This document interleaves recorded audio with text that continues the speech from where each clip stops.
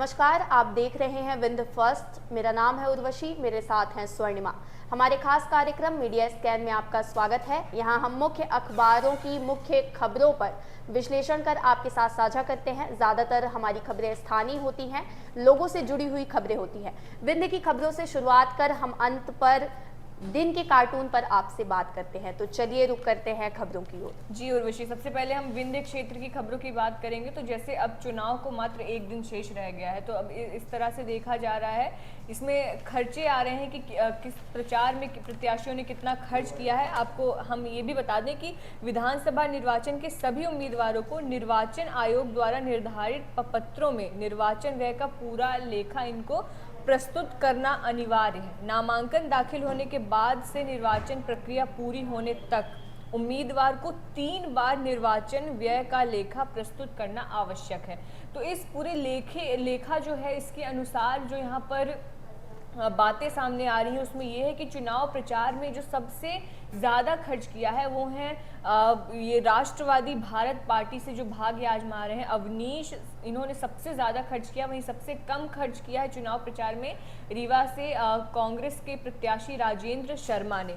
अब इसमें ये भी दिया हुआ है कि कलेक्टर और जिला निर्वाचन अधिकारी के व्यय अनुवीक्षण प्रकोष्ठ द्वारा दी गई जानकारी के मुताबिक द्वितीय व्यय परीक्षण के उपरांत अभ्यर्थियों के द्वारा खर्च की गई राशि का विवरण दिया गया है। इसमें बताया गया है कि अवनीश शुक्ला जो हैं, जिनके बारे में हमने बताया कि सबसे ज़्यादा खर्च किया है, इनका जो अमाउंट है 23,98,000 रुपये। सिमरिया के अभ्यर्थी अभय मिश्रा द्वारा ये दूसरे नंबर पर है, इनका 14,10,768 रुपये। त्योथर के अभ्यर्थी रमाशंकर सिंह द्वारा 13,63,490 रुपये और मऊगंज के अभ्यर्थी सुखेंद्र सिंह बन्ना ने 10,70,663 रुपये। देव तालाब के अभ्यर्थी गिरीश गौतम ने 10,77,359 रुपये। मनगवा के अभ्यर्थी जो है बबीता साकेत, इन्होंने 17,21,009 रुपये और रीवा के अभ्यर्थी जिनका सबसे कम है कांग्रेस प्रत्याशी हैं राजेंद्र शर्मा, इनके द्वारा 8,67,254 रुपये खर्च किए गए हैं। वहीं गुड़ के जो अभ्यर्थी हैं प्रखर प्रताप सिंह, इन्होंने 13,70,889 रुपये खर्च किए हैं। जी, इसी तरह से चुनाव को लेकर एक और बड़ी खबर है जिससे अब लोगों को समस्या भी हो सकती है। 15 नवंबर से यानी आज से बसें पूरी तरह से बंद होने के कयास थे जो शुरू हो गए हैं। विधानसभा चुनाव में अब 491 बस और 228 जीप लगने जा रही हैं। ये रीवा और मऊगंज जिले की बात है। लिखा गया है कि सिरमौर विधानसभा क्षेत्र में 80 वाहन, सिमरिया विधानसभा क्षेत्र में 80 वाहन, त्योथर में 85 वाहन, मऊगंज में 83 वाहन, देव तालाब में 99, मनगवा में 107, रीवा में 85 और गुड़ विधानसभा क्षेत्र में 100 वाहन दिए गए हैं। वहीं लिखा गया है कि चुनाव कार्य के लिए वाहनों का अधिग्रहण मंगलवार से शुरू हो गया है। इस बार चुनाव का कार्य के लिए 779 बसों का अधिग्रहण किया जा रहा है। इनमें से 491 बसें हैं और 228 जीप हैं। ये वाहन अब 17 नवंबर को मतदान संपन्न होने के बाद ही यात्रियों को सुविधा प्रदान कर सकेंगे। वहीं एक और आंकड़ा दिया गया है कि मनगवा के लिए सर्वाधिक वाहन हैं। विधानसभा चुनाव में सबसे ज़्यादा वाहनों की आवश्यकता मनगवा क्षेत्र के लिए है। प्रशासन द्वारा यहां सर्वाधिक 107 वाहनों की डिमांड की गई है। इसके बाद दूसरे नंबर पर गुड़ विधानसभा क्षेत्र है जहां 100 वाहनों की आवश्यकता बताई गई है। जी उर्वशी, अब हम चुनाव से इतर बात कर लेते हैं। तो यहाँ पर चुनाव तो चल ही रहे हैं, लेकिन अन्य खबरें भी मद्देनज़र रखने वाली होती हैं जो लोगों से जुड़ी हुई हैं।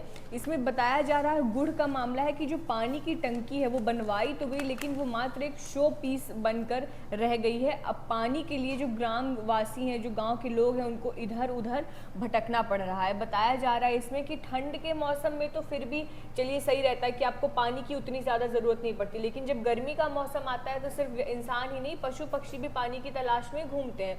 ऐसे में ये बड़ा एक साफ पानी जो इतनी ज़्यादा बेसिक नीड है किसी भी इंसान के सर्वाइवल के लिए, वो नहीं मिल पा रही है, तो फिर बड़े बड़े वादों का क्या तुक रह जाता है। इसमें बताया गया है खबर में कि गुड़ अंतर्गत ग्राम महसाव का ये पूरा मामला है, जहां पर 1 साल पहले नल जल योजना, जिस पर हमारी स्टोरी भी गई थी उर्वशी, आपने वो स्टोरी बनाई थी, नल जल योजना के बारे में इतनी बड़ी बड़ी बातें की जाती, लेकिन अगर हम गांव के दूर दराज के इलाकों में जाएं, बहुत सारे गांव में हमारी ऐसी बातें होती जहां पर लोग बताते हैं नल लग गए हैं लेकिन उस नल में कोई पानी नहीं आ रहा है, नहर बन जाती है, नहर में पानी नहीं आ रहा है। तो यही हालत यहाँ पर है कि अभी तक यहाँ पे गांव वालों को उसका लाभ नहीं मिल रहा है। लाखों की लागत से ये बनाई गई है टंकी, लेकिन कुछ यहाँ पर लोग आंसू बहा रहे हैं। और इसमें बताया जा रहा है कि शुद्ध पेयजल की योजना लागू करने के लिए आम जनमानस को पानी किल्लत की समस्या से निजात दिलाने के लिए ये सरकार का फैसला खबर के अनुसार अच्छा था, लेकिन समय के चलते अधिकारियों और ठेकेदार की मिली भगत से, अब यहाँ पर बताया जा रहा है कि लूप होल कहाँ पे आया, तो इन दोनों की मिली भगत से पानी टंकी के जो धन था उसका बंदरबाट हो गया, जिसका खामियाजा अब ग्राम पंचायत महसाव जो है उसको भुगतना पड़ रहा है। आज तक पानी टंकी में किसी को भी यहाँ से पानी की सप्लाई का फायदा नहीं मिला। जी, उसी तरह से पानी को लेकर एक और खबर है दैनिक भास्कर के रीवा फ्रंट पेज में। जैसे कि रीवा जिले में बीहर नदी को लाइफलाइन कहा जाता है, तो उसी तरह से जो उसमें गंदगी अब फैलाई जा रही है उसको लेकर है कि छोटी पुल की क्षतिग्रस्त जाली से फेंका जा रहा कचरा, लगा है पन्नियों का ढेर। यानी अगर हम अक्सर देखते हैं तो जिस तरह से चाहे वो आस्था की वजह से लोग वहाँ पे पुष्प का अर्पण करते हैं, अपने घर से ले जाकर फूल फेंकते हैं या फिर कोई भी चीज़, या फिर वाहन जो निकलते रहते हैं पुल से, तो वहाँ से भी लोग वाहनों से कचरा नदी में फेंक रहे हैं, जिसकी वजह से कचड़े का अंबार लगा हुआ है। वहीं एक और है कि पकड़ते हैं मछलियाँ। छोटी और बड़ी पुल के समीप रहने वाले स्थानीय निवासी मछली पकड़ने का काम भी करते हैं। माना जा रहा है कि स्थानीय निवासियों द्वारा ही पुल में लगी जालियों को तोड़ते का काम किया जा रहा है। सब कुछ जानने के बाद भी जिम्मेदारों द्वारा इस समस्या के निराकरण में कोई भी प्रयास नहीं किया जा रहा है। तो देखा जाए तो अगर हम जिले की ही नहीं बल्कि हर क्षेत्र की बात करें तो कचड़े की बात जब आती है तो इंफ्रास्ट्रक्चर की तो बात होती है कि इंफ्रास्ट्रक्चर बहुत अच्छा दे दिया गया है, लेकिन जहाँ सफाई की बात आती है वहाँ सबसे पीछे हम ही दिख रहे होते हैं। जी, अब हम आगे बढ़ते हैं उर्वशी।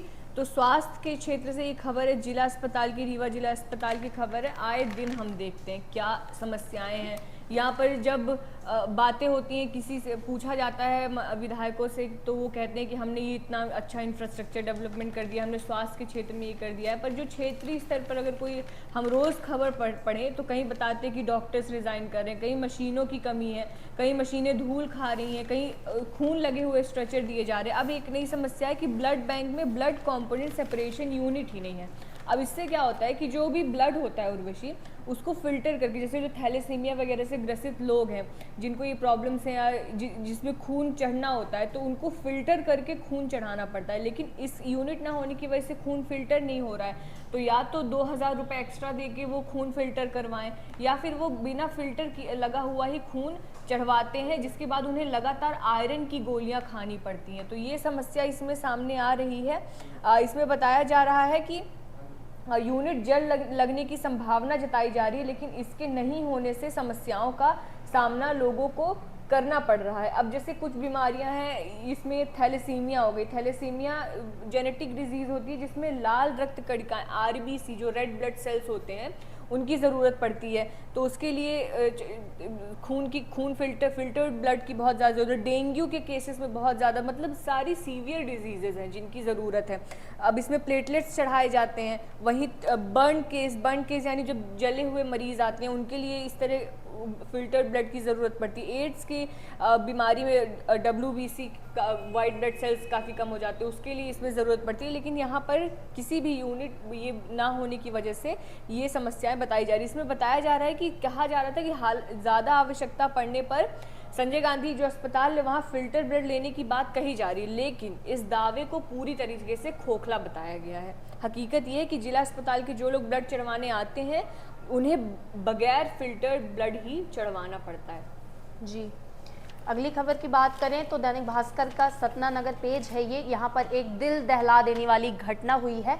खुदकुशी की गई है। 5 साल के बेटे और 7 साल की बेटी को लेकर महिला जो है वो ट्रेन के सामने कूद गई है और इन तीनों की मौत हो गई है। लिखा गया है कि मैहर थाना क्षेत्र के धतूरा गांव में एक दिल दहला देने वाली घटना सामने आई है, जिसमें 30 वर्षीय महिला ने 5 साल के बेटे और 7 साल की बेटी के साथ मालगाड़ी के सामने छलांग लगा दी, जिसमें तीनों की मौत हो गई है। इस मौत के बाद से इलाके में सनसनी फैली हुई है।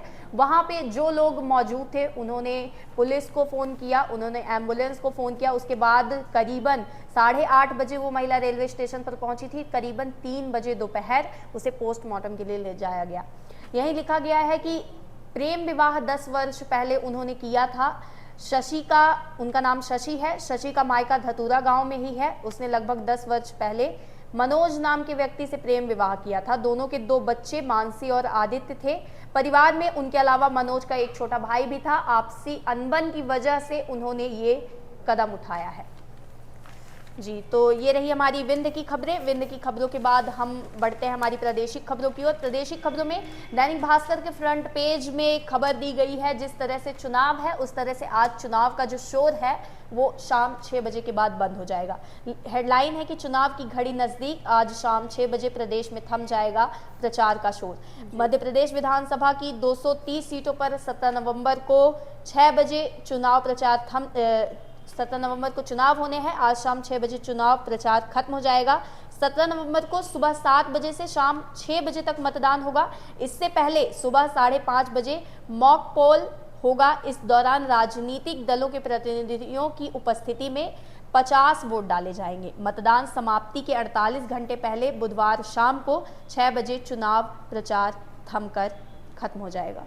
जी, और विशेष में भी ये स्टार समाचार में भी जिले को लेकर ये खबर दी हुई है, जहां पर बताया जा रहा है कि अब प्रचार थम जाएगा। तो इसमें प्रत्याशी, इसमें एक थोड़ा सा मैं ऐड ऑन करना चाहूँगी कि अब प्रत्याशी जो हैं वो ज़्यादा से ज़्यादा 3 वाहनों का प्रयोग कर सकते हैं। इसमें आ रहा है कि सभी विधानसभा क्षेत्रों में जो मतदान 17 नवंबर को कराया जाएगा जिले में, और मतदान से पूर्व 15 नवंबर को शाम 6 बजे चुनाव प्रचार पूरी तरीके से बंद हो जाएगा, जैसा आपने बताया। तो इस संबंध में जो कलेक्टर हैं वो और जिला निर्वाचन अधिकारी प्रतिभा पाल जिले की जो है, उन्होंने बताया कि 15 नवंबर को 8 विधानसभा सीटें हैं जो उसमें शाम 6 बजे से चुनाव प्रचार पूरी तरह से बंद हो जाएगा, और सभी उम्मीदवार इस अवधि के बाद चुनाव प्रचार ना करें। चुनाव प्रचार के लिए वाहन और उपकरणों के लिए दी गई सभी अनुमतियां भी 15 नवंबर को शाम 6 बजे निरस्त हो जाएंगी। इस अवधि के बाद जो हर उम्मीदवार है वो अनुमति प्राप्त करके अधिकतम 3 वाहनों का उपयोग कर सकेगा। इससे अधिक वाहनों का उपयोग करते अगर वो पाया जाता है तो उसके ऊपर कार्रवाई, वैधानिक कार्रवाई की जाएगी। इस समय सीमा के समाप्त होने के बाद किसी भी तरह का चुनाव प्रचार करते पाए जाने पर भी कार्रवाई की जाएगी। जी, अगली खबर की बात करें तो दैनिक भास्कर का राजधानी पेज है ये। यहाँ पर लिखा गया है कि टीचरों को ऑनलाइन पढ़ाने में रुचि नहीं रही है। केवल 16,000 शिक्षकों ने खरीदा टैबलेट। 32,000 टीचरों ने नामांकन किया था, पंजीयन किया था, लेकिन उसके बाद 16,000 टीचरों ने ही सिर्फ टैबलेट खरीदा है। यानी ऑनलाइन डिजिटल के माध्यम से पढ़ाने की जो रुचि है वो 16,000 टीचरों ने ही दिखाई है। शेष 16,000 टीचरों को सख्ती के साथ उन्हें आदेश दिया गया है कि 20 नवंबर तक ये कार्यवाही पूरी हो जाए। लिखा गया है कि 20 नवंबर तक टैबलेट खरीदने और सत्यापन की कार्यवाही पूर्ण करने के निर्देश दिए हैं लोक शिक्षण संचालनालय ने।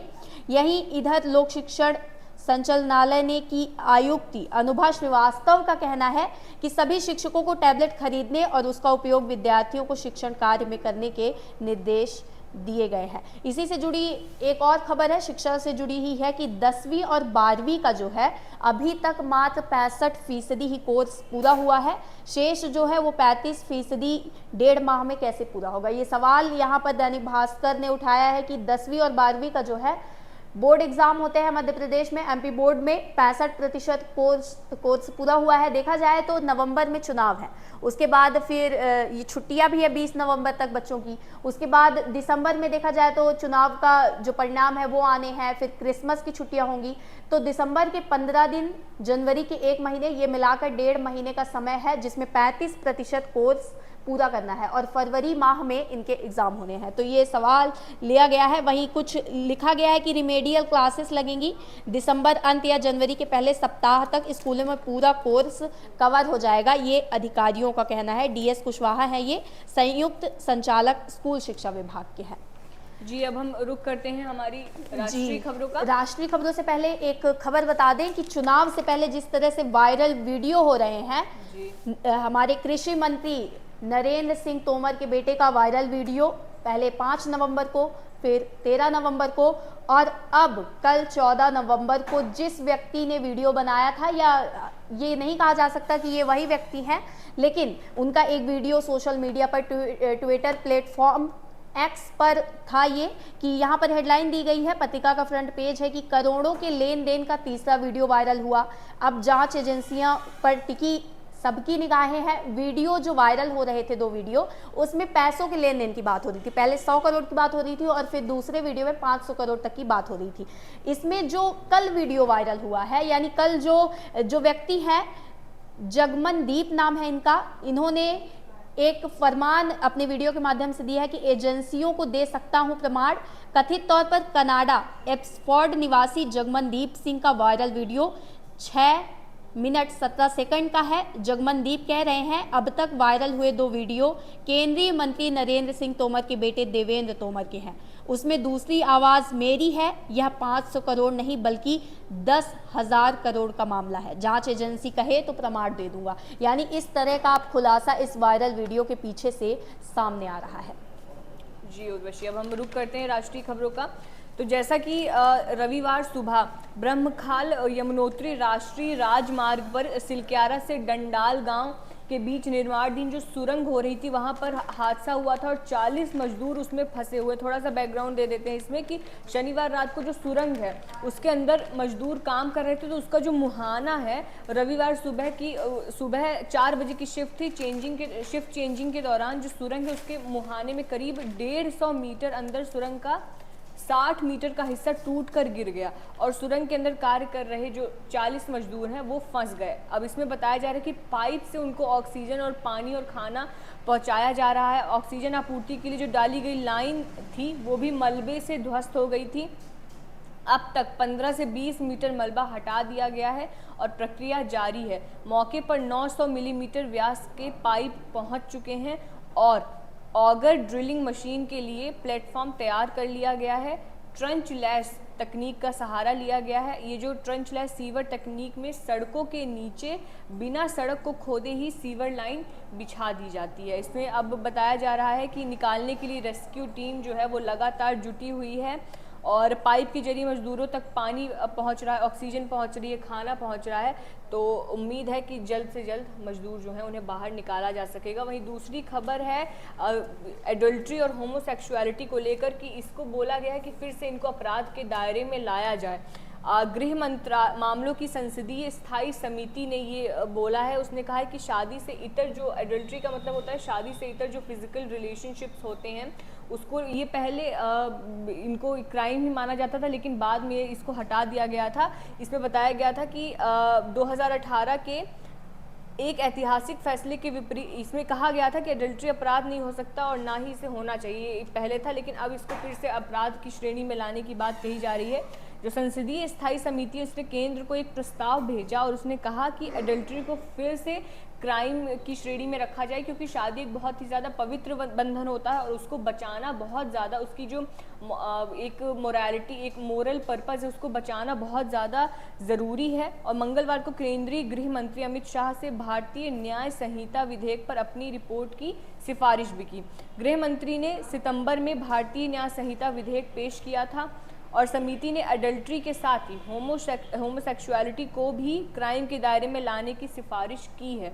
साथ ही में संसदीय समिति ने अपनी रिपोर्ट में ये भी तर्क दिया है कि संशोधित व्यभिचार कानून को जेंडर न्यूट्रल अपराध माना जाना चाहिए। साथ ही दोनों पक्षों पुरुष और महिला को समान रूप से इसके लिए उत्तरदायी ठहराया जाना चाहिए। अगर सरकार संसदीय समिति की रिपोर्ट स्वीकार कर लेती है, ये जो रिपोर्ट है इनकी, तो सुप्रीम कोर्ट की जो 5 सदस्यीय जांच 2018 में एक ऐतिहासिक फैसला लिया गया था कि एडल्ट्री अब क्राइम नहीं है, ये पलट जाएगा। जी, तो ये रही हमारी नेशनल खबरें। अब हम बढ़ते हैं हमारी बिजनेस की खबरों की ओर। जी, अब हम बिजनेस की खबरों की अगर हम बात करें तो इसमें दिया गया है कि अक्टूबर में जो थोक महंगाई है वो घटकर -0.52% हो गई। ये 7 महीनों से ये चल रहा है लगातार। 7वें महीने शून्य से ऐसा हुआ है कि शून्य से नीचे लगातार महंगाई रही है। जो खाने पीने के सामान हैं वो भी सस्ते हो गए हैं। इसमें आम आदमी पर असर बताया जा रहा है कि थोक महंगाई के लंबे समय तक बढ़े रहने से ज़्यादातर प्रोडक्टिव सेक्टर पर इसका बुरा असर पड़ता है। अगर थोक मूल्य बहुत ज़्यादा समय तक ऊंचे स्तर पर रहता है तो प्रोड्यूसर इसका बोझ कंज्यूमर्स पर डाल देते हैं। सरकार केवल टैक्स के ज़रिए ही कंट्रोल कर सकती है। जैसे कच्चे तेल में तेज़ बढ़ोतरी की स्थिति में सरकार ने ईंधन पर एक्साइज ड्यूटी कटौती की थी। अब इसमें बताया जा रहा है कि खाने पीने के सामानों में गिरावट के बीच अक्टूबर महीने में भारत की जो थोक महंगाई है वो घटकर -0.52% रह गई है। 7 महीनों में ऐसा 7 महीनों से लगातार ऐसा हो रहा है। और इससे पहले सितंबर में थोक महंगाई 0.26% थी, वहीं अगस्त में -0.52% हो गई थी। पिछले साल अक्टूबर में ये 8.39% थी। सरकार हर महीने होलसेल प्राइस इंडेक्स यानी हडहक कहते हैं जिसे, उसके आंकड़े जारी करती है। इससे पहले सोमवार यानी 13 अक्टूबर को रिटेल महंगाई के आंकड़े जारी किए गए थे। रिटेल महंगाई भी 5 महीने के निचले स्तर 4.87% पर रही थी। जी, इसके बाद हम बात करते हैं हमारी स्पोर्ट्स की खबरों की ओर। तो जिस तरह से वनडे वर्ल्ड कप 2023 चल रहा है तो भारत अब तक 9 टीमों को हराकर अजेय रहा है। वर्ल्ड कप 2019 में भी न्यूजीलैंड के सामने सेमीफाइनल में भारत उतरा था और न्यूजीलैंड की जीत हुई थी। उस तरह से आज मुकाबला है भारत और न्यूजीलैंड के बीच। लिखा गया है कि 9 जुलाई 2019 को भारत न्यूजीलैंड में वर्ल्ड कप सेमीफाइनल का मुकाबला 49वें ओवर की तीसरी बॉल पर कप्तान महेंद्र सिंह धोनी के रन आउट हुए भारत का वर्ल्ड कप में सफर खत्म हो गया था। हर क्रिकेट प्रेमी के जहन में वो मंजर जख्म की तरह जिंदा है। आज 15 नवंबर 2023 यानी करीब 4 साल बाद वर्ल्ड कप सेमीफाइनल में न्यूजीलैंड से हिसाब बराबरी का मौका है। अब देखना होगा कि इसमें भारत की क्या मेजबानी रहती है। जी, तो ये रहा आज का हमारा कार्यक्रम। अगली छोर पर बात करते हैं कार्टून पर। तो एक हमारे पास इलेक्शन मीम है जिस पर ऊपर दिए गए हैं दिग्विजय सिंह। उनका कहना है कि 2018 से भी तगड़ी तैयारी है इस बार, यानी 2018 में जो चुनाव की तैयारी थी उससे भी तगड़ी अब 2023 में है। लेकिन कमलनाथ नीचे से कहते हैं कि हाँ, लेकिन इस बार हमें उनकी 2020 वाली तैयारी से बचना है। एक कार्टून भी है नोक-झोंक दैनिक भास्कर में। एक सज्जन बैठे हुए हैं नीचे, पीए कह सकते हैं इनको, और नेताजी खड़े हैं। ये कहते हैं कि ये तो छठ पर बिहार जाने वाले लोगों का जन सैलाब है, इसे आपकी आम सभा की भीड़ किसने लिखा है।